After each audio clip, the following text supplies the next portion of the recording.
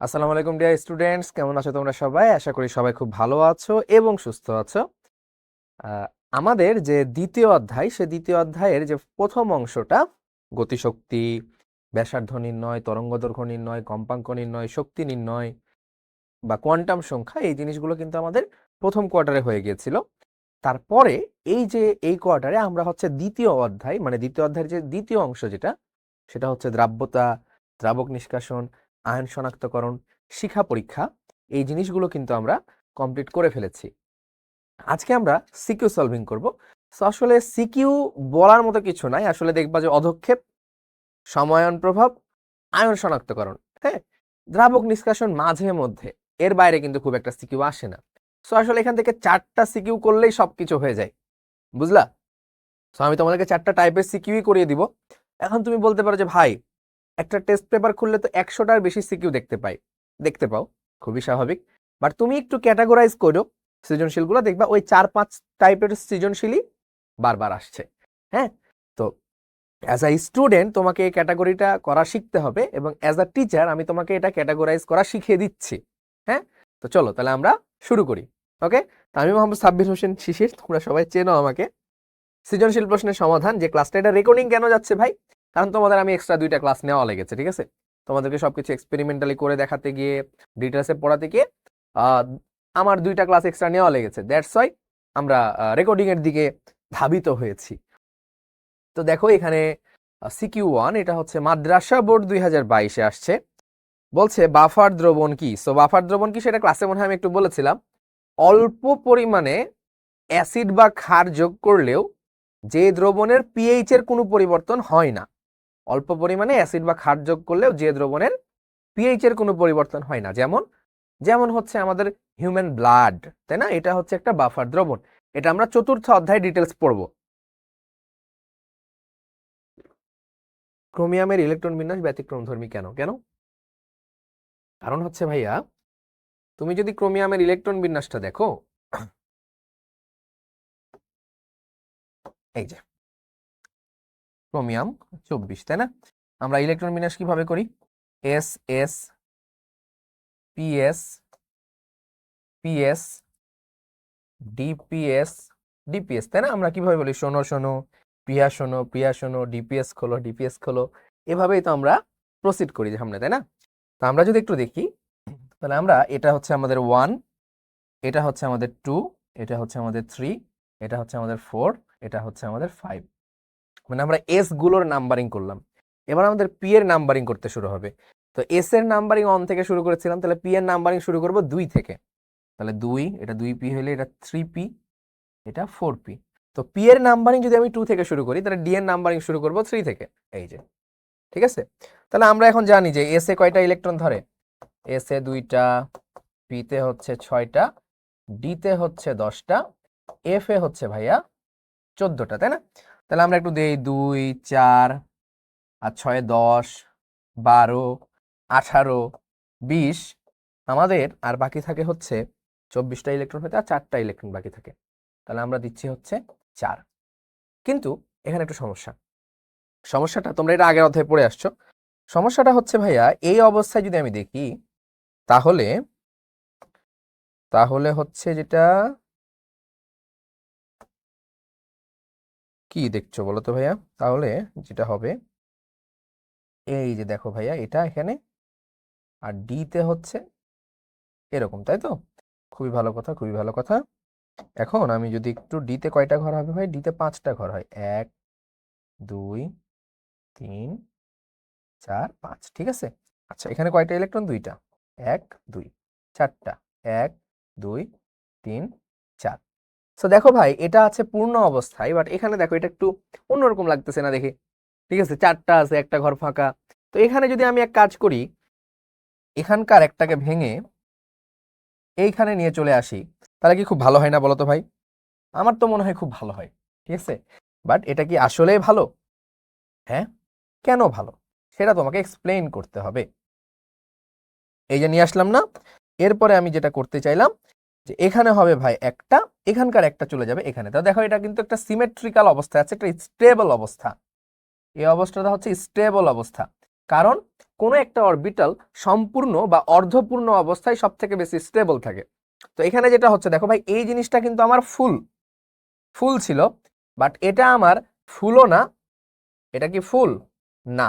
এটা কি হাফ ফুল, মানে হাফ ফিল্ড, মানে অর্ধপূর্ণ? না, তাও না। ঠিক আছে, তাহলে এটা আমার স্টেবল, বাট এটা আমার স্টেবল না। কারণ স্টেবল হতে গেলে হয় ফুল হতে হবে অথবা হাফ ফিল্ড হতে হবে, হয় ফিল্ড, ফুল ফিল্ড অথবা হাফ ফিল্ড। তাহলে এটা স্টেবল, এটা স্টেবল না। ঠিক আছে, বাট এখানে দেখো এটা কিন্তু আমার হাফ ফিল্ড, দুইটা থাকার কথা, একটা আছে। তাহলে এটা কিন্তু আমার স্টেবল, এটাও কিন্তু ভাইয়া আমার হাফ ফিল্ড।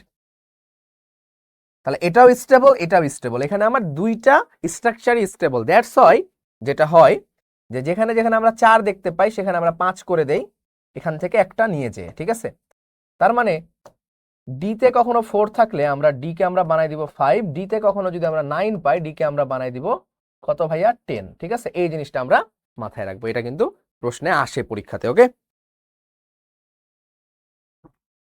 কফি ঠান্ডা হয়ে গেল আমার। এ পাত্রের লবণের দ্রাব্যতা গুণফল, এত এত করিয়েছি, এটা বলার বাইরে ভাই, বলার বাইরে। তারপরও আমি তোমাদের জন্য এটা আবারও করিয়ে দিচ্ছি। দেখো এখানে 150 ml 10⁻³ মোল পার লিটার। তাহলে এটা ভাইয়া কি দেওয়া? এটা হচ্ছে এস এর ভ্যালু দেওয়া, 10⁻³ m। ঠিক আছে, AlCl3 এর সম্পৃক্ত দ্রবণ। তাহলে সম্পৃক্ত দ্রবণ হলে কিন্তু দ্রাব্যতা টার্মটা আসে। মানে অনেকে কিন্তু দ্রাব্যতা পড়ে ফেলে, বাট স্যাচুরেটেড সলিউশন বা সম্পৃক্ত দ্রবণ না হইলে দ্রাব্যতা বা দ্রাব্যতা গুণফল এই দুইটা টার্ম আসবেই না, এটা কিন্তু অনেকে জানে না। বুঝলা? সো আমরা যে কোনো দ্রবণের ক্ষেত্রে দ্রাব্যতা গুণফল বের করতে পারি না, আমরা শুধুমাত্র সম্পৃক্ত দ্রবণের ক্ষেত্রে দ্রাব্যতা গুণফল বের করতে পারি। ওকে, তো দেখো এখানে আমার এটা দেওয়া আছে। সো এখানে এখন যে জিনিসটা আমরা বের করব, ঠিক আছে, এখান থেকে আমরা এখন বের করে যাব হচ্ছে কি? দ্রাব্যতা গুণফল। এখন তোমরা অনেকে এরা ভাবতে পারো যে ভাই এটাই তো আমার হচ্ছে এস দেওয়া, বাট 150 ml টা কেন দেওয়া? এটা ওটা এমনি, মানে এই যে তোমার দ্রবণটা এখানে আছে, পুরো দ্রবণের আয়তনটা হচ্ছে 150 ml। ঠিক আছে, ওটা ভিন্ন ইস্যু, ওটা ভিন্ন কাজে লাগতে পারে, পরে দেখি আমরা। তাহলে দেখো ভাই, AlCl3 মনে আছে আমরা কি করতাম? ভাঙতাম কিভাবে? আমরা ভাঙতাম হচ্ছে, তাহলে অ্যালুমিনিয়াম কয়টা আছে? একটা, আর এখানে 3, তাহলে উপরে হবে 3+।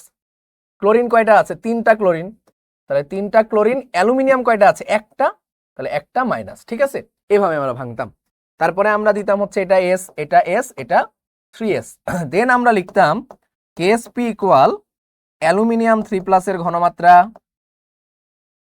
তাই না ভাইয়া, ইনটু ক্লোরাইড আয়নের ঘনমাত্রা, এর উপরে কত হবে? কিউব হবে। ঠিক আছে, আর এখানে যেহেতু 1 ছিল তাহলে পাওয়ার 1 আর কি। ঠিক আছে, 1 দেওয়া যায়, না দেওয়া দিতে পারো তুমি। তাহলে অ্যালুমিনিয়ামের জন্য S⁻1 ইনটু এখানে হচ্ছে 3S⁻3। তাহলে ওভারঅল যদি তুমি এটা ক্যালকুলেট করো, এটা পাবা 27S⁻4। তাহলে KSP কত হবে? 27 ইনটু এস এর ভ্যালু কত? 10⁻³ তাহলে 27 ইনটু 10⁻12, এটার একক কত হবে ভাই? মোল পার লিটার। আর ওভারঅল পাওয়ারটা কত এস এর? দেখো তো ভাই, এস এর ওভারঅল পাওয়ারটা কত? এখানে এস এর ওভারঅল পাওয়ার কিন্তু 4, তাহলে এখানে আমরা দিয়ে দিব 4। ঠিক আছে, এটা একটা হয়ে গেল, তুমি এভাবে বের করতে পারো। অথবা তোমার যদি মনে হয় ওই যে মানে এভাবেই তুমি বোর্ডে করার চেষ্টা করবা, বাট আমি তোমাদেরকে শিখিয়েছিলাম কি এক্স বিওয়াই, তাই না? এরকম কোন যৌগ যদি তোমার কাছে থাকে তাহলে এটার মানে কেএসপি, তাই না, এটা আমরা কিভাবে বের করতে পারি? x⁴x y⁴y s⁻x+y, তাই না? এভাবে আমরা বের করতে পারি, এটা আমি তোমাদেরকে বলেছিলাম। তাহলে অ্যালুমিনিয়াম, তাহলে এটা যদি আমি দেখি অ্যালুমিনিয়াম ক্লোরাইড, তাহলে এখানে এক্স কত ভাই? মানে এখানে তো 1 আছে, তাই না? তাহলে x=1 আর y কত? 3, তাই না? তাহলে এটা যদি আমি এখন করি তাহলে 1⁴1 3⁴3 s⁻1+3, এটাই হচ্ছে আমার কেএসপি। তাহলে 1 ইন্টু 3³ মানে কত ভাই? 27 ইন্টু s⁴4 ইকুয়াল হচ্ছে ভাইয়া কেএসপি। তাহলে কেএসপি ইকুয়াল কত ভাই? 27 s⁴। ঠিক আছে, সো এইভাবে আমরা কিন্তু এটা ক্যালকুলেট করতে পারি। ঠিক আছে, এস এর ভ্যালু বসাই দিলে কিন্তু আমাদের জিনিসটা শেষ। ওকে, এ এবং বি পাত্রে মিশ্রণ মানে মিশ্রিত করলে অ্যালুমিনিয়াম হাইড্রক্সাইড অধক্ষিপ্ত হবে কি না। তো দেখো ভাই, খুবই সুন্দর একটা প্রশ্ন। এই পাত্র এবং এই পাত্র মিক্স করলে অ্যালুমিনিয়াম হাইড্রক্সাইডের অধক্ষেপ হবে কিনা।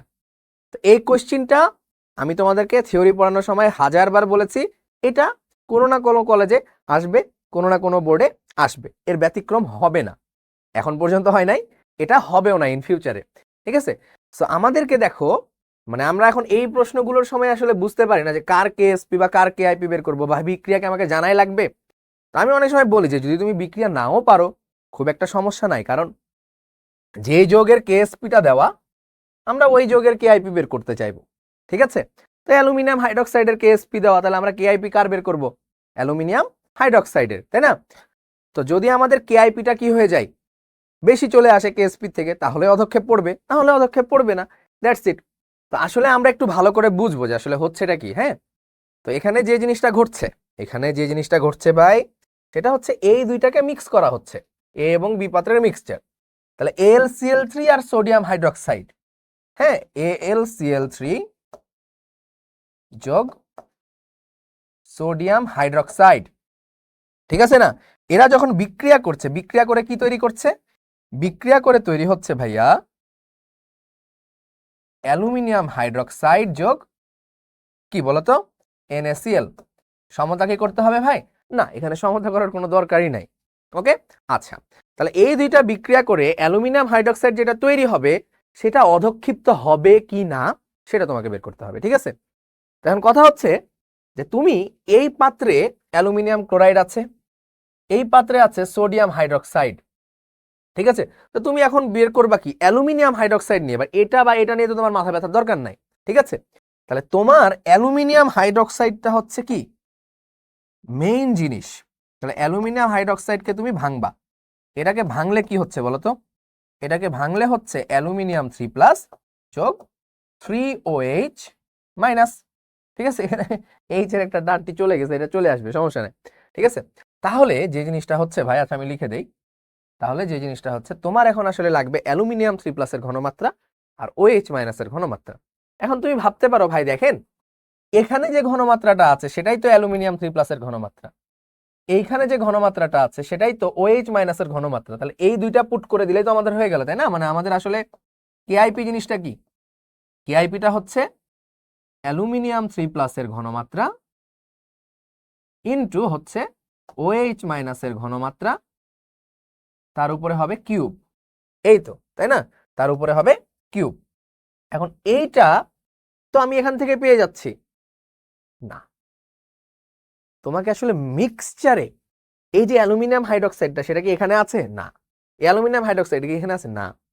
এই দুইটা যখন আমি মিক্স করে ফেলবো তখন গিয়ে আমার এটা তৈরি হবে। তাহলে এইখানে অ্যালুমিনিয়াম 3+ এর ঘনমাত্রা আর মিক্সড অবস্থায় অ্যালুমিনিয়াম 3+ এর ঘনমাত্রা কিন্তু সেম না। ঠিক আছে, তাহলে আমাদের এখন মিক্সচারে ঘনমাত্রা বের করতে হবে অ্যালুমিনিয়াম 3+ এর OH মাইনাসের। যে কাজটা করি আমরা, আমি এভাবে দুই ভাগে ভাগ করে নিচ্ছি। ঠিক আছে ভাই, আমি এভাবে দুইটা ভাগে ভাগ করে নিচ্ছি, এটা একটা ভাগ আর এটা আমার একটা ভাগ। ওকে, তাহলে আমি এবার বের করবো ভাইয়া হচ্ছে অ্যালুমিনিয়াম 3+ এর ঘনমাত্রা। তাহলে অ্যালুমিনিয়াম 3+ এর S1টা আগে বের করি। ধরো এখানে আমার 1 নাম্বার পাত্র ছিল অ্যালুমিনিয়াম 3+ এর জন্য, তাহলে এখানে AlCl3 ছিল, AlCl3 যেটা ভাঙলে আমার হয় অ্যালুমিনিয়াম 3+ যোগ 3Cl মাইনাস। তাহলে এখান থেকে আমি অ্যালুমিনিয়াম 3+ এর ঘনমাত্রা পাবো। ভাই এটা যদি S হয় তাহলে এটা S, এটা 3S। ঠিক আছে, তাহলে এটা যদি আমার 10⁻³ হয়, এইটাও 10⁻³ এটা আমার লাগবে না, ক্লোরাইডের তো আমার দরকার নাই। তাহলে আমার অ্যালুমিনিয়াম 3+ এর S1 হচ্ছে 10⁻³ V1 কত ভাই? এখানে আয়তন কত? 150 ml, সো 150 ml। V2, এই V2টা আমার দরকার এখন, কারণ মিক্স যখন করে ফেলছি এই দুইটাকে, তখন এটা 150 এটা 100, তাহলে টোটাল কত ভাই? টোটাল হচ্ছে 250 ml। 150 100 কেন যোগ করলাম? কারণ মিক্স করা হয়েছে। তাহলে ভাইয়া 250 ml। S2 কত? এই S2টাই হবে এইখানকার অ্যালুমিনিয়াম 3+ এর ঘনমাত্রা। তাহলে ভাইয়া আমরা একটা ফর্মুলা জানি, আমাদের ফর্মুলাটা কি ছিল মনে আছে? ফর্মুলাটা ছিল ভাইয়া S2V2। তাহলে S2 ইকুয়াল ভাইয়া S1V1 ডিভাইডেড বাই V2। এখান থেকে আমি যদি ক্যালকুলেট করি S2 এর ঘনমাত্রা, S2 এর ঘনমাত্রাটা হবে কত ভাই? 10⁻³ ইন্টু V1 কত? 150 divided by 250। So it will be, S2টাই তো হচ্ছে অ্যালুমিনিয়াম 3+ এর পরবর্তী ঘনমাত্রা, হুইচ ইজ 6 ইন্টু 10⁻⁻4 কি মোলার। এইটা আমার কোথায় বসাবো? আমি এখানে বসাবো। তাহলে অ্যালুমিনিয়াম 3+ এর ঘনমাত্রাটা আমি পেয়ে গেছি। এবার সেম ভাবে আমি OH- এর ঘনমাত্রাটা বের করব। তাহলে OH- এর ঘনমাত্রা কত ভাই? এখানে খেয়াল করবা। তাহলে OH কোথায় আছে? এই পাত্রে আছে। তাহলে আমি একটু ভাঙবো, NaOH, ঠিক আছে। তাহলে Na+ যোগ OH মাইনাস। তাহলে ভাই এইটা যদি 10⁻² মোলার হয়, তাহলে আমার তো OH- লাগবে, আমি এটা বাদ দিচ্ছি। তাহলে এটাও আমার 10⁻² মোলার, কারণ সহগ আমাদের সেম আছে, আছে কিনা? আছে। ওকে, তাহলে এটাই তো আমার এই পাত্রের জন্য ভাইয়া S1 না, -2 মোলার। আমার V1 কত ভাই? V1 হচ্ছে দেখো 100 ml। আমার V2 কত ভাই? দুইটা যখন যোগ করে দিব তখন আমার হচ্ছে 250 ml। আমার লাগবে হচ্ছে S2। এই S2টাই হবে এই যে OH- এর ঘনমাত্রা। তাহলে আমার এই অবস্থায় কি লিখবো আমি বলতো ভাই? আমি লিখবো হচ্ছে S1V1 ইকুয়াল টু হচ্ছে S2V2। দেন আমাদের S2 হচ্ছে ভাই S1V1 divided by V2। So এই S2টাই হচ্ছে OH- এর ঘনমাত্রা, যেটা আমরা KIP তে ব্যবহার করব। দেন তুমি বের করে ফেলো, S1 হচ্ছে 10⁻² ইন্টু 100 ডিভাইডেড বাই 250, তাই না? এভাবে করলেই তো হয়ে যাচ্ছে। তাহলে এটা আসে 4 ইন্টু 10⁻³ মোলার, ঠিক আছে। সো আমরা এটা পেয়ে গেলাম। তাহলে অ্যালুমিনিয়াম 3+ এর ঘনমাত্রা পেয়ে গেলাম, OH- এর ঘনমাত্রা আমরা পেয়ে গেলাম। তাহলে এটা জাস্ট আমি এখানে বসাই ফেলবো, ঠিক আছে। এটা আমি জাস্ট যদি এখানে বসাই ফেলি, 6 ইন্টু 10⁻⁻4 ইন্টু OH- এর ঘনমাত্রা হচ্ছে 4 ইন্টু 10⁻³ তার উপরে কিউব। তাহলে আমার KIP আসে কত ভাই? এটার উপরে cube into 6 into 10⁻⁻4। So it comes 3.84 into 10⁻11. So this is our KIP. And what is our KSP? 10⁻33. So -33 -11. So এটা আমার বড়। So এই KIP is greater than KSP। তাহলে কি হবে ভাই? অধক্ষেপ পড়বে, অধক্ষেপ পড়বে, ঠিক আছে। এই ম্যাথটা খুবই সহজ, বাট এটাকে তুমি একটু শর্টকাটে করতে পারতা, ঠিক আছে। যেটা আমি একাডেমিক ক্লাসে তোমাদেরকে শিখাইছি, তাই না? শিখাইছি না শর্টকাটে কিভাবে করতে হয়? শিখাই দিছি। তো এটাই, ওকে ডান। তাহলে এই পুরো ম্যাথটা ওকে। তাহলে আমরা পরবর্তী ম্যাথে যদি যাই, বা পরবর্তী CQ2 তে যদি আমরা যাই, সো দেখো এই সিকিউটা এই সিকিউটা খুবই সহজ সুন্দর, ঠিক আছে। দেখো অরবিটাল কি, পিসিএল, এগুলো তো আমাদের এই চ্যাপ্টারের খুব একটা দরকার নাই। উদ্দীপকে অম্লীয় আয়নের শনাক্তকরণের পরীক্ষাটি সমীকরণ সহ লেখো, ঠিক আছে। সমীকরণ সহ লিখো। সো এইখানে দেখো অম্লীয় আয়ন কোনটা, সেটা হচ্ছে ফ্যাক্ট। এখানে ক্লোরাইড আয়নটাকে নিয়ে আমরা শনাক্তকরণ করব, ঠিক আছে। ক্লোরাইড আয়নটাকে আমরা শনাক্তকরণ করব। আমরা ক্লোরাইড আয়ন শনাক্তকরণ বিক্রিয়া দেখেছিলাম না, যে তোমার যদি মনে করো হচ্ছে কোথাও আছে NaCl, তাহলে এখানে ক্লোরাইড আয়ন আছে, তাই না? তাহলে এটার সাথে যদি আমি দেই হচ্ছে ভাইয়া সিলভার নাইট্রেট, সিলভার নাইট্রেট যদি আমরা যোগ করি, তাহলে কি হবে বলতো? তাহলে যেটা হবে সিলভার ক্লোরাইড তৈরি হবে প্লাস NaNO3, এবং এই জিনিসটার একটা অধক্ষেপ পড়বে হোয়াইট প্রিসিপিটেশন, ঠিক আছে, হোয়াইট প্রিসিপিটেশন। সো এতটুকু লিখে এই বিক্রিয়াটা তোমার মেইন জিনিস ভাই। এটা যদি 3 মার্কের প্রশ্ন হয়, এই বিক্রিয়াটা তোমার 2 মার্ক ক্যারি করবে, মানে এটা নিয়ে তোমার বিন্দুমাত্র সন্দেহ করার কোনো দরকার নাই যে এই বিক্রিয়াটা তোমার 2 মার্ক ক্যারি করবে কিনা, কারণ তোমাকে জানতে চাওয়া হয়েছে এটা। এখন তুমি একটু সুন্দর করে লিখবা কিভাবে এই প্রসিডিউরটা তুমি শনাক্তকরণ করবা। মানে তোমাকে শনাক্তকারী পরীক্ষা সমীকরণ সহ লিখতে বলেছে, এটা সমীকরণ সহ লিখলা, পরীক্ষাটা একটু লিখবা না। প্রথমে একটা টেস্ট টিউবে সোডিয়াম ক্লোরাইড নিবা, ঠিক আছে, বিকারক হিসেবে কি যোগ করবা, সিলভার নাইট্রেট যোগ করবা, তারপরে দেখবা আস্তে আস্তে কি হচ্ছে, এই হোয়াইট প্রিসিপিটেশনটা পড়ছে, যেটা কি সিলভার ক্লোরাইডের হোয়াইট প্রিসিপিটেশন। ওকে ওকে, এরপরে দেখো উদ্দীপকের দ্রবণে 0.1 মোলার HCl যোগ করলে দ্রাব্যতা গুণফলের কোনো পরিবর্তন হবে কি না। সো দ্রাব্যতা গুণফলের তো পরিবর্তন হবে না, এটা আমরা জানি, বাট দ্রাব্যতার পরিবর্তন হবে। সো এই কোয়েশ্চেনটা আমি জানি না মানে দ্রাব্যতা গুণফলের পরিবর্তন কিনা, দ্রাব্যতা কোনটা চেয়েছে। সো দ্রাব্যতা গুণফলের কোনো পরিবর্তন হবে না। আমরা এখন একটু দেখি দ্রাব্যতার কি পরিবর্তন হবে, ঠিক আছে। ওকে, তাহলে চলো আমরা একটু দেখি দ্রাব্যতার কি পরিবর্তন হবে, কি হবে আসলে দ্রাব্যতার কেন পরিবর্তন হবে। এই হচ্ছে আমার একটা কথা, কেন পরিবর্তন হবে, ওয়াই। তো জেনারেলি দেখো নর্মাল অবস্থায় সিলভার ক্লোরাইডটা কোথায় আছে ভাই, হ্যাঁ ধরো নর্মাল অবস্থায় আমি পানিতে সিলভার ক্লোরাইড দিয়েছি, পানিতে যখন সিলভার ক্লোরাইড দিব তখন এটার কেএসপিটা এটা, আর কেএসপি আমি বলেছি যে কেএসপিটা আসলে চেঞ্জ হয় না, ঠিক আছে। তাহলে আমি যদি বলি যে কেএসপি কত, ঠিক আছে, নর্মালে সিলভার ক্লোরাইড যদি আমি ভাঙি, তাহলে এটা ভাঙলে হবে কি ভাই, সিলভার প্লাস যোগ ক্লোরাইড আয়ন, তাই না। তাহলে এটা যদি এস হয়, এটা এস, এটা এস, তাহলে আমার কেএসপি কি ভাই, কেএসপি হচ্ছে এস ইন্টু এস ইকুয়াল হচ্ছে ভাইয়া এস স্কোয়ার। তাহলে এস স্কোয়ার ইকুয়াল টু হচ্ছে ভাই কেএসপি, তাহলে এস ইকুয়াল ভাই রুট কেএসপি। তাহলে এস ইকুয়াল রুট কেএসপি করলে কত হয় ভাই, root over 1.7 into 10 to the power minus 10. So which is 1.3 into 10 to the power minus 5 molar. এটা হচ্ছে আমার যে জলীয় দ্রবণে সিলভার ক্লোরাইডের দ্রাব্যতা, ঠিক আছে, এত মোলার। তো এটাকে আমরা S1 দিয়ে ধরলাম, ঠিক আছে।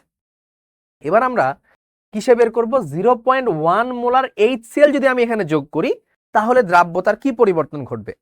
সো এখানে একটা জিনিস ঘটে ভাই, যেটাকে আমরা বলি সম আয়ন প্রভাব বা কমন আয়ন ইফেক্ট।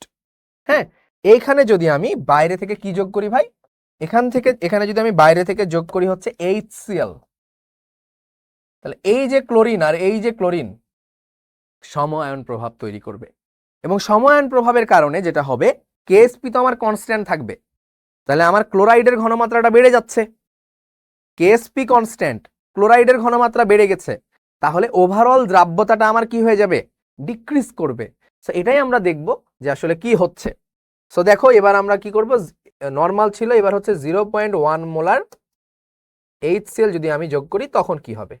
তাহলে নর্মালি আমার যে সিলভার ক্লোরাইড আছে, সিলভার ক্লোরাইডটা ভেঙে আমার কি হচ্ছিল বলতো, Ag প্লাস যোগ Cl মাইনাস, তাই না। এখানে ঘনমাত্রা কত, এটা 0.01 0.01 0.01, ঠিক আছে না, 0.01। ওকে, আচ্ছা, খুবই ভালো কথা। এখন আমার যেটা হচ্ছে, এইটার সাথে আমি দিচ্ছি হাইড্রোক্লোরিক অ্যাসিড, এবং হাইড্রোক্লোরিক অ্যাসিডটা কিন্তু ভাইয়া তোমরা জানো স্ট্রং ইলেকট্রোলাইট, এটা উইক ইলেকট্রোলাইট। সো দ্রাব্য মানে কমন আয়ন ইফেক্ট বা সমায়ন প্রভাবের সংজ্ঞাটা তোমরা অনেকে জানো না। তোমরা অনেকে এভাবে সংজ্ঞাটা লিখো যে দুইটা মানে জাস্ট একটা দ্রবণের মধ্যে যদি আরেকটা দ্রবণ আমি দেই, ঠিক আছে, এবং তাদের মধ্যে যদি একটা কমন আয়ন থাকে, তাহলে দ্রাব্যতা হ্রাস পাওয়ার যে ফেনোমেনা বা দ্রাব্যতা হ্রাস পাওয়ার যে ঘটনা, এটাকে আমরা দ্রাব্যতা কি বলি বা কমন আয়ন ইফেক্ট বলি, সমায়ন প্রভাব বলি। হ্যাঁ, বাট এটা কিন্তু ভাইয়া হইল না।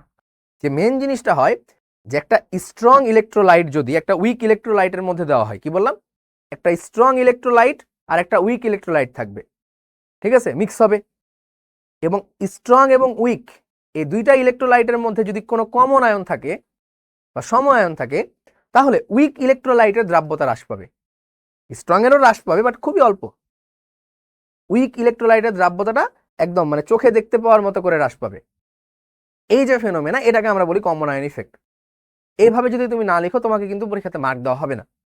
মানে তুমি যদি নর্মালি লিখো যে দুইটা ইলেকট্রোলাইটের মধ্যে যদি কোনো কমন আয়ন থাকে তাহলে কি হয়, দ্রাব্যতা হ্রাস পায় না, এটা বললে হবে না। ঠিক আছে, তুমি স্ট্রং স্ট্রং যোগ করে যদি কমন আয়ন থাকে তাহলে ওই ফেনোমেনাটা ভালো মতো চোখে পড়ে না। উইক ইলেকট্রোলাইট হইলে এই ফেনোমেনাটা ভালো মতো চোখে পড়ে। এই জন্য তোমাকে এভাবে বলতে হবে কিন্তু, বুঝলা? আচ্ছা, তো যাই হোক, তাহলে 0. এবার আমরা যোগ করেছি হচ্ছে HCl, এখন আমরা যোগ করবো হচ্ছে HCl। তো HCl যদি হয় তাহলে এটা আমরা একমুখী দিচ্ছি কারণ strong electrolyte. So it is H+ যোগ Cl মাইনাস। তো এখানকার কত ছিল ভাই ঘনমাত্রা? 0.1 মোলার, 0.1 মোলার, 0.1 মোলার, তাই না? আচ্ছা, এবার বিষয়টা হচ্ছে আমরা তো দ্রাব্যতা বের করবো, মানে ইটস নট সলিউবিলিটি, এটা সলিউবিলিটি না। কেন সলিউবিলিটি না? কারণ এখানে কথা সম্পৃক্ত দ্রবণের কথা বলা নাই। তো আমরা এক কাজ করি, আমরা ধরে নেই যে যখন আমি HCl যোগ করব তখন আমার দ্রাব্যতাটা হবে S2, ঠিক আছে, S2। এখানে তো আমরা S ধরেছিলাম, মানে S1 আর কি। তো S1 তো আমরা বের করে ফেলেছি, ঠিক আছে না? S1 আমরা বের করে ফেলেছি, এবার হচ্ছে আমরা S2 ধরছি।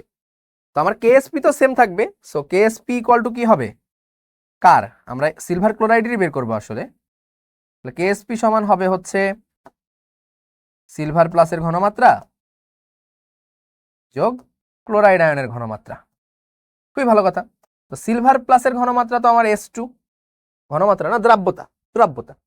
আর ক্লোরাইডের ঘনমাত্রা বা দ্রাব্যতাটা এখানে কত? আমরা দ্রাব্যতা বলছি, ঠিক আছে, সম্পৃক্ত অবস্থায় দ্রাব্যতাটাই আসলে ঘনমাত্রা। এখন ক্লোরাইড আয়নের যে দ্রাব্যতা সেটা কত, ঘনমাত্রাটা কত সম্পৃক্ত অবস্থায়? এই যে ভাই, এইখানেই ঝামেলাটা হয়ে যাচ্ছে। আমার দুইটা আয়ন কমন পড়ে যাচ্ছে না এখানে, পড়ছে কিনা? পড়ছে, বুঝলা? তাহলে এখন আমার ক্লোরাইড আয়নের মোট ঘনমাত্রা হবে ভাই S2 প্লাস 0.1, এটা যোগ এটা, তাহলে S2 প্লাস 0.1, তাহলে কত আসে? S2 square plus 0.1 S2। এখন ভাই এই দ্রাব্যতা টার্মগুলো অনেক ছোট, এটার উপর যদি আবার স্কোয়ার করি এটা 10⁻10 হয়ে যাবে, আরো ছোট, কিউব করলে আরো ছোট, 2⁴ করলে আরো ছোট। সো দ্রাব্যতার উপরে যদি আমরা কখনো এস এর বদলে S square, S cube, S⁴, ঠিক আছে, এরকম জিনিস যদি আমরা পাই তাহলে আমরা জিরো বসায় ফেলবো এগুলোকে, ঠিক আছে, মানে এগুলো জিরোর কাছাকাছি হয়ে যায়। So this term is 0। So আমার ওভারঅল থাকে হচ্ছে 0.1 S2 ইকুয়াল হচ্ছে KSP, তাই না? তাহলে S2 equal KSP divided by 0.1, এটাকে 0.1 দ্বারা ভাগ করলে এটা হয়ে যাবে 1.7 ইন্টু 10⁻⁻9 মোলার, ঠিক আছে। তাহলে এই হচ্ছে আমাদের S2। তো তুমি যদি একটু কম্পেয়ার করো S1 এবং S2, 10⁻⁵, 10⁻⁹, অনেক কমে গেল না? প্রায় কত?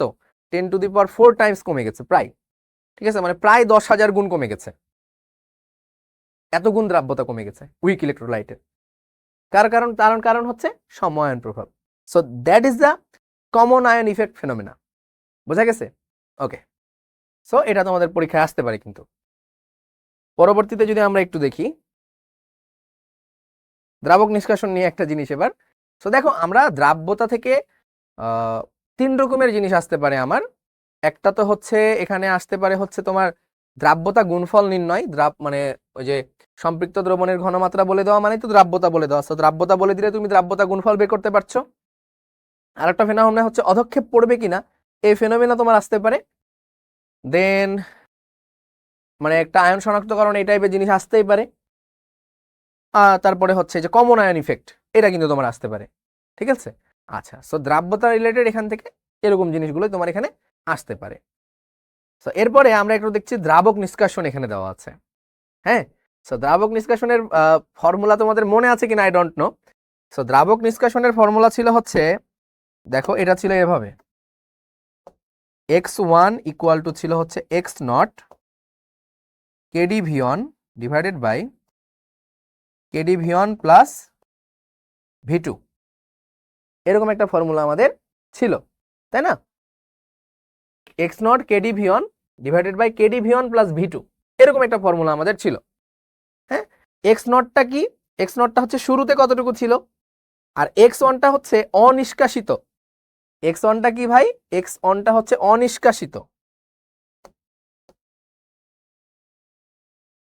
মানে কতটুকু দ্রাবক আমাদের নিষ্কাশিত হয় নাই। তো এটা তোমাদের থিওরি ক্লাস করতে হবে কিন্তু। কেডি, কেডি আমাদের প্রশ্নে দেওয়া থাকে, ঠিক আছে, জেনারেলি কেডি আমাদের প্রশ্নে দেওয়া থাকে। এখানে কি আমাদের দ্রাবক নিষ্কাশনে মনে হয় চাই না, আমাদের দ্রাব্যতা গুণফল চাইছে। আচ্ছা ঠিক আছে, আমরা দ্রাব্যতা গুণফল আগে বের করে ফেলি। 3 নম্বর পাত্রে এত গ্রাম FeOH2 এত ml এ দ্রবীভূত করে সম্পৃক্ত দ্রবণ, তাহলে দ্রাব্যতা গুণফল কত? ঠিক আছে, তাহলে আমাদের FeOH2 এটাকে যদি আমরা ভাঙি তাহলে আমরা পাবো হচ্ছে Fe2 প্লাস যোগ 2OH মাইনাস।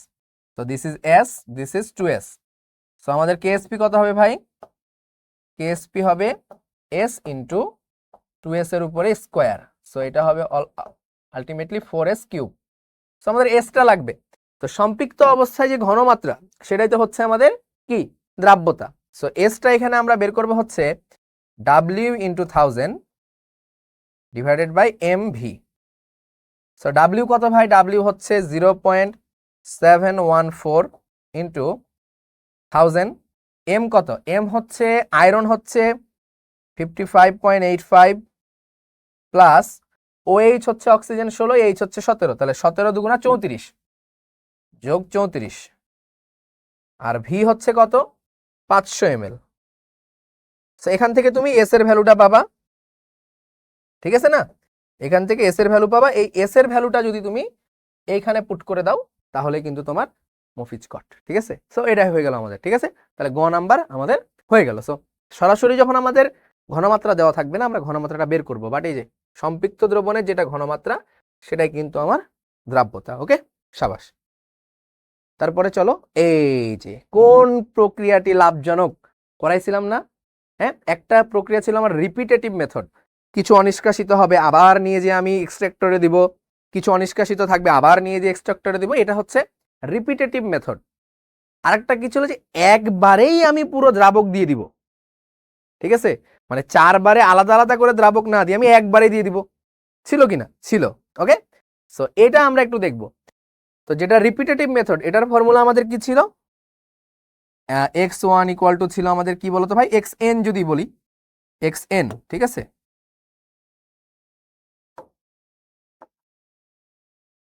ওকে, সো xn যেটা,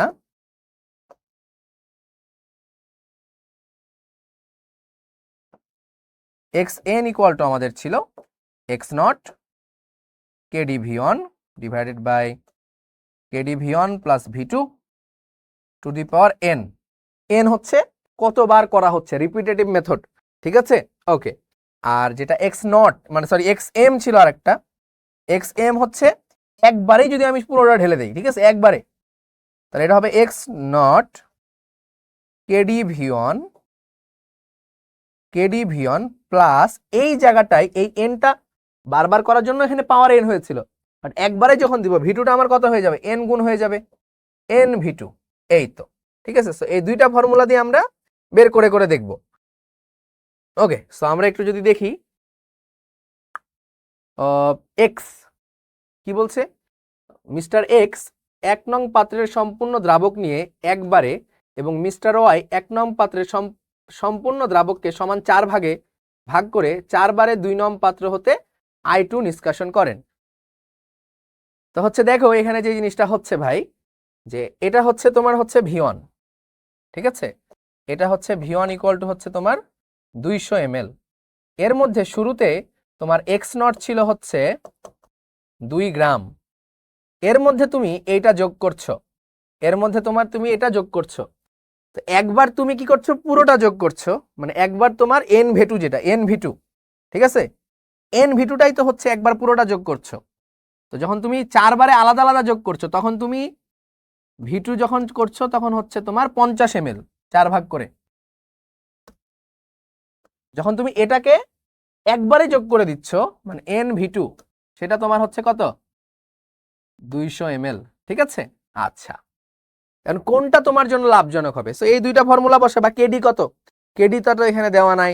সো কেডিটা এখানে কি বলে দিয়েছে কোথাও? ওকে, কেডি বলে দেয় নাই। তো কেডি একটা ধরে নিবা।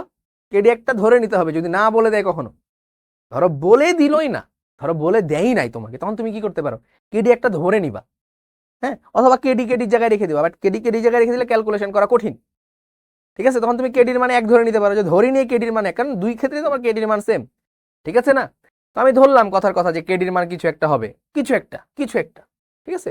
আমি ধরলাম যে কেডি ইকুয়াল টু হচ্ছে 75, কথার কথা ধরে ফেললাম। তাহলে এইটা হচ্ছে, এটাতে কি বসাবা? এন এর মান 4 বসাবা, ঠিক আছে?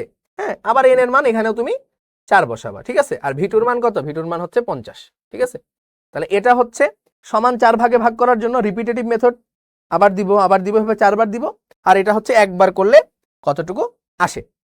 তাহলে আমরা যদি একটু করে দেখি, কেডির মান হচ্ছে 75 ধরে, তাহলে এক্স এন ইকুয়াল টু হচ্ছে এক্স নট কত? 2 ইন্টু কেডি ভিওন, ঠিক আছে? So 75 into 200 divided by 75 into 200 plus 50 to the power 4। 75 নিলে আবার ইয়ার থেকে বেশি হয়ে যায় নাকি? ভয়ে আছি আমি, ইনিশিয়ালের থেকে আবার বেশি হয়ে যায় নাকি?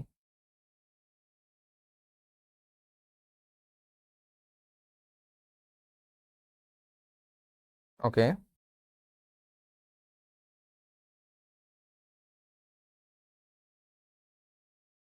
তাহলে এক্স এন হচ্ছে 1.973, মানে এতটুকু অনিষ্কাশিত থাকতেছে আমার। বাবারে বাবা, এতটুকু আমার অনিষ্কাশিত থেকে যাচ্ছে, ঠিক আছে? হইলো, সমস্যা নাই। অনিষ্কাশিত যেটাতে কম থাকবে সেটা আমার বেটার। আর এক্স এম এটা হবে আমার 2 ইন্টু কেডি ভিওন 75 ইন্টু 200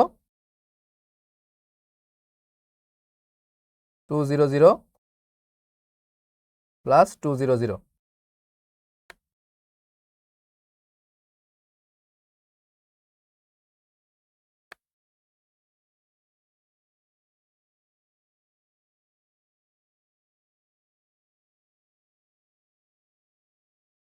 এটা আসে 1.973, সেম আসে।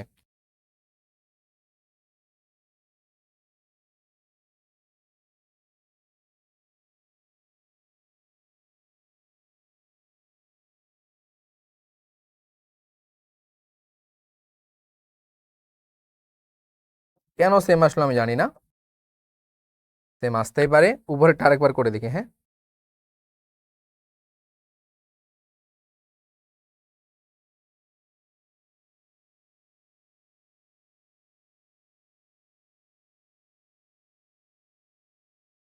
অলমোস্ট সেম সেম আসে, ঠিক আছে? সেম সেম আসলে সেম লাভজনক নাই হইতে পারে, ঠিক আছে? এখন কেডির ভ্যালুটা চেঞ্জের উপর ভিত্তি করে কিন্তু এটা চেঞ্জ হইতে পারে। কেডির ভ্যালুটাই ডিপেন্ড করে, আমি তোমাদেরকে বলছিলাম যে কেডির ভ্যালুটা অনেক কিছু ফ্যাক্ট করে। যেমন কেডির ভ্যালু আমি 75 নিয়ে করা এরকম আসছে, হ্যাঁ, কেডির ভ্যালুটা এখন তোমাদের দেওয়া থাকবে, ওইভাবে তোমরা করবা, সেম জিনিস। ওকে, সময়ায়ন প্রভাবের ফলে দ্রাব্যতা হ্রাস পায় কেন? ঠিক আছে, এটা তো তোমরা বলবাই। উদ্দীপকে বিকারকে ব্যবহার করে প্রথম এবং দ্বিতীয় দ্রবণে থাকা আয়নদ্বয় কি রূপে শনাক্তকরণ করা যায়? ঠিক আছে, তো আমি এটা দেখে বুঝতেই পারতেছি এটা হচ্ছে তোমার 3D6 না? ওকে, তাহলে আমরা একটু করে দেখি। ধরো তোমার 4s2, তাহলে একটা হচ্ছে Fe3+, this is your Fe3+ ion, and this is your Fe2+ ion.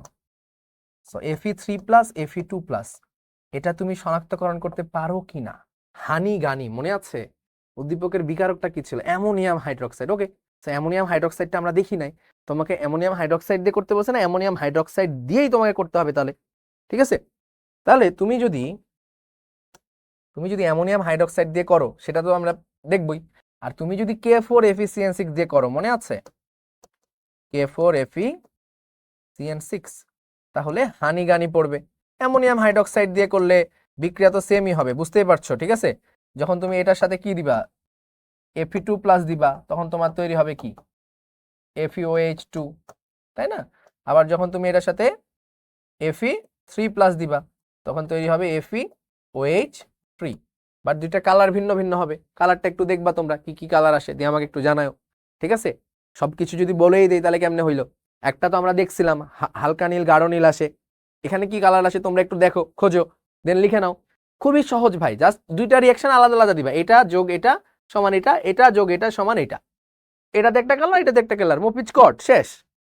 এটা নিয়ে তোমার আর দেখানো লাগবে না, কারণ বলেছে উদ্দীপকের বিকারক ব্যবহার করে। ঠিক আছে, উদ্দীপকের দ্বিতীয় দ্রবণে বিকারক যোগ করে প্রাপ্ত অধক্ষেপটি দ্রাব্যতা নির্ণয়ের পদ্ধতি বিশ্লেষণ করো। সো উদ্দীপকের দ্বিতীয় বিকারে কি ছিল? Fe2+, so Fe2+, sorry Fe3+, এটার সাথে যখন আমি অ্যামোনিয়াম হাইড্রোক্সাইড যোগ করছি তখন আমার তৈরি হচ্ছে FeOH3, তাই না? FeOH3, এটার এখন দ্রাব্যতা বের করতে হবে, তাহলে দ্রাব্যতা গুণফল দেওয়া আছে ভাই, কত সহজ, দেখো কত সহজ কোশ্চিন। তাহলে FeOH3 এটাকে ভাঙলে কি পাওয়া যাচ্ছে? এটাকে ভাঙলে পাওয়া যাচ্ছে Fe3+ যোগ 3OH-, তাহলে এটার যদি S হয়, this is S, this is 3S। ঠিক আছে, তাহলে আমরা অনেকভাবে করতে পারি এটা। ঠিক আছে, তাহলে KSP সমান কি হবে বলো তো ভাই? KSP সমান হবে Fe3+ এর ঘনমাত্রা আর OH- এর ঘনমাত্রা হচ্ছে 3S, তার উপরে হবে কিউব, সো 27S⁴। এটা হচ্ছে KSP, তাহলে এখান থেকে S ইকুয়াল টু হবে 4 KSP ডিভাইডেড বাই 27। KSP এর ভ্যালু এই যে এখানে দেওয়া আছে, সো এটা বসাই ফেললেই তুমি হচ্ছে এখান থেকে দ্রাব্যতা পেয়ে গেলা। ঠিক আছে, এতই সহজ, এতই সহজ ভাই, এর বেশি তুমি কিছু লেখার চেষ্টা করবা না, জিনিসগুলো এরকমই। ঠিক আছে, সো আসলে আমাদের তো মনে হয় না যে আর কিছু আছে। ওমা, আরেকটা সিকিউ আছে, ও বাবা রে বাবা, দেখো দিকে এটা কি বলছে, Mn2 এর পরিমাণ মোল এককে নির্ণয় করো। ঠিক আছে, তো এটা তুমি যেটা দেখো দেখো দেওয়া আছে Mn2 সম্পৃক্ত দ্রবণ, তাহলে Mn2, ঠিক আছে না?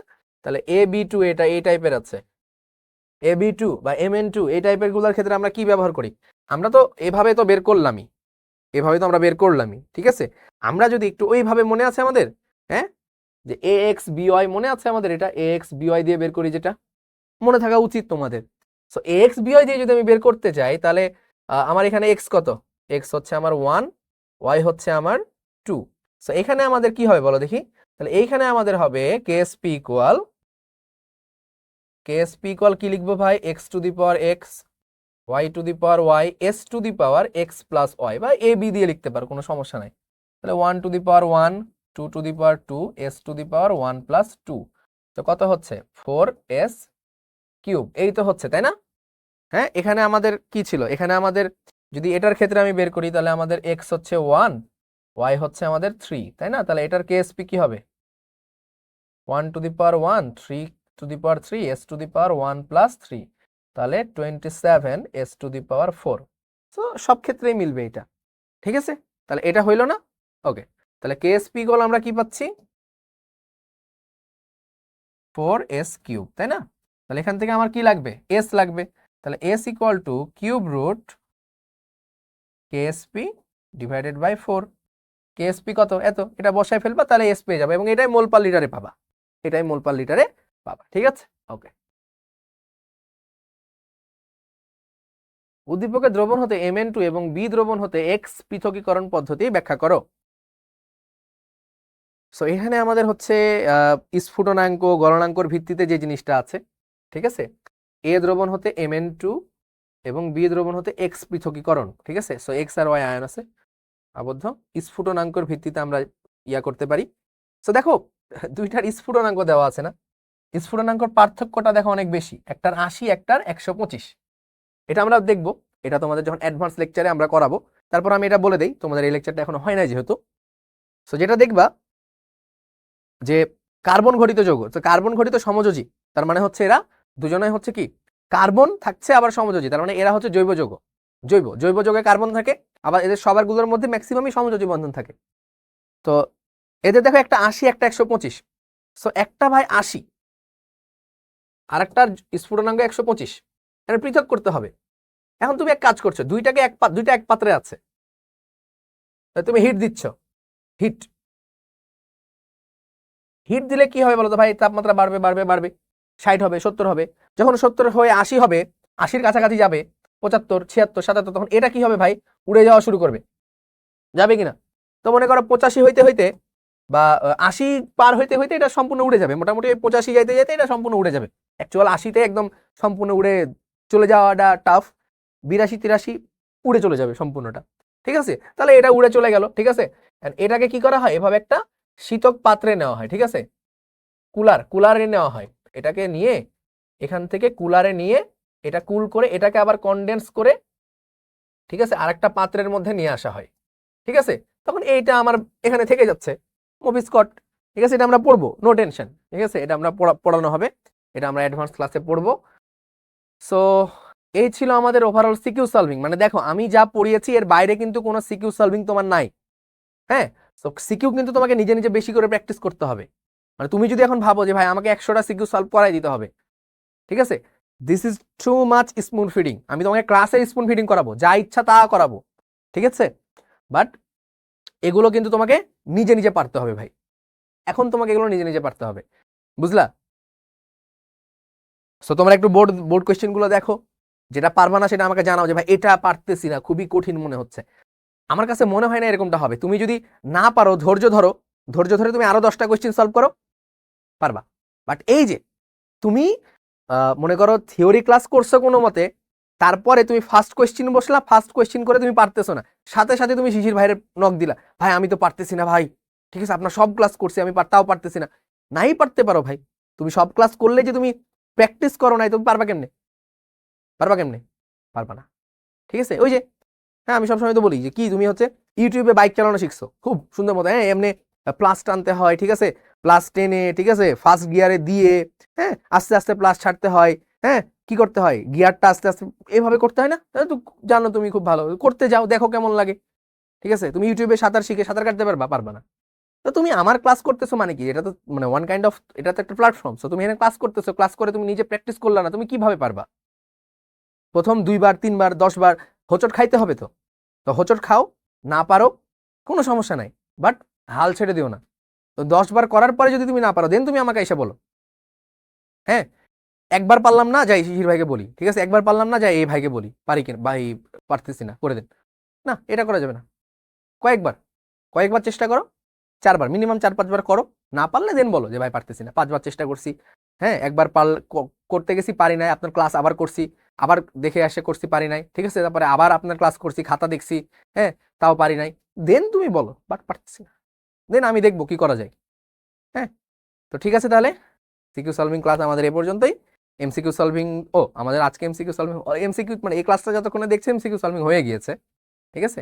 তো ঠিক আছে, সবাই ভালো থাকো, সুস্থ থাকো, আসসালামু আলাইকুম।